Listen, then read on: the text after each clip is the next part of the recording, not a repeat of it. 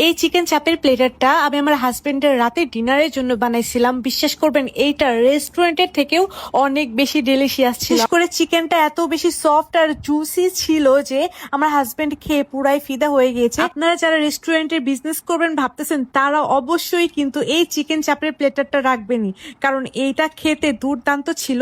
সাথে ফুলকো ফুলকো নান রুটিও বানানো দেখাবো। রেসিপিটা শিখে রাখুন, আপনাদের অনেক বেশি কাজে লাগবে। আর রেস্টুরেন্টে যেয়ে হাজার হাজার টাকা নষ্ট করে খেতে হবে না। প্রথমে আমি নান রুটির একটা ডো বানিয়ে নেব। তার জন্য 1 কাপ ময়দা দিয়ে দিচ্ছি, 1 টেবিল চামচের মতো গুঁড়া দুধ দিয়ে দিলাম, 1 চা চামচের মতো ইস্ট আর 1.5 টেবিল চামচের মতো চিনি দিয়েছি, সামান্য একটু লবণ দিলাম। এখন এই সবগুলোকে খুব ভালোভাবে মিশিয়ে নেব। আমি হাতের সাহায্যে মিশিয়ে নিচ্ছি। তারপর এখানে কুসুম গরম পানি অ্যাড করব।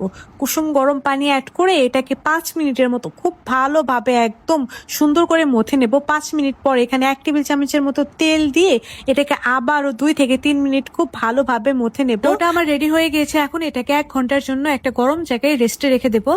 এখন চিকেন নিয়ে নিয়েছি। এখানে আমি চিকেনের যে থাই পিসটা থাকে, লেগ পিসটা থাকে, সেটাই নিয়ে নিয়েছি।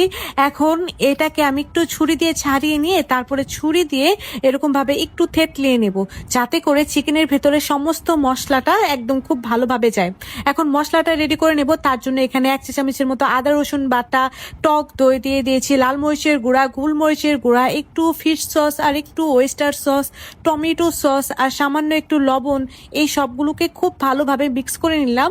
আর এখানে আমি বাড়তি করে একটু তান্দুরি মশলাটা অ্যাড করে নিচ্ছি। এটা আমার পছন্দের, কারণ এই তান্দুরি মশলাটা চিকেনের ভেতরে দিলে না খুব সুন্দর একটা ঘ্রাণ আসে, তাই আমি দিলাম। আপনারা এখানে যে কোনো মশলা দিতে পারেন, তবে তান্দুরি মশলা দিলে এটা খেতে অনেক বেশি মজা হয়। তারপর চিকেনগুলোকে দিয়ে এটাকে খুব ভালোভাবে মাখিয়ে নিয়েছিলাম। উপরে একটু কাশ্মীরি লাল মরিচের গুঁড়া দিয়েছিলাম যেন এটার কালারটা অনেক সুন্দর আসে। তাই চিকেনটাকে 1 ঘন্টার মতো মেরিনেট করে রেখে দিলে এটার খুব ভালো একটা রেজাল্ট পাওয়া যায়। যাই হোক, এখানে আমি 1/2 কাপের মতো ময়দা, 1/4 কাপের মতো কর্নফ্লাওয়ার আর সামান্য লবণ নিয়ে নিয়েছিলাম। চিকেনটাকে প্রায় আমি 1 ঘন্টার মতো মেরিনেট করে রেখেছিলাম। এখন এই মেরিনেট করা চিকেনের ভেতরে এই ময়দাটাকে দিয়ে খুব ভালোভাবে গড়িয়ে নিচ্ছি।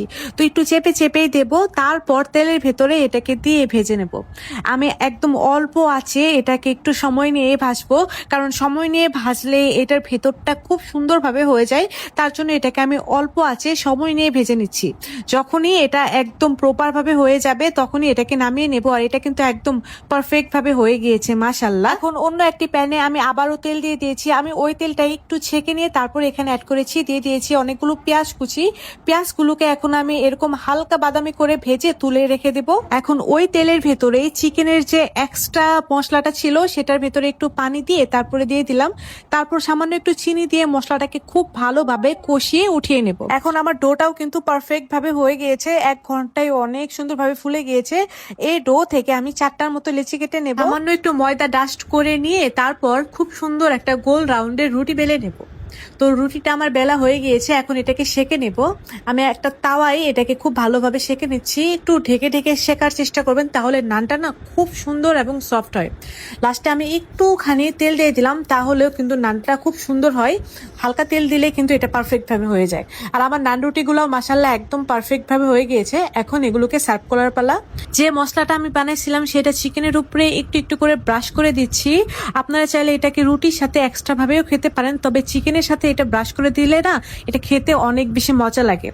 তারপর উপর দিয়ে পেঁয়াজগুলোকে দিয়ে দিলাম। এই তো আমার প্লেটারটা একদমই রেডি হয়ে গিয়েছে। আর এটা দেখতে যতটা সুন্দর, খেতে ততটাই বেশি মজা। এটা বাসায় ট্রাই করলে আমাকে ধন্যবাদ দেওয়ার জন্য আপনারা নিজেরাই খুঁজে বের করবেন, কারণ এটা দুর্দান্ত ছিল।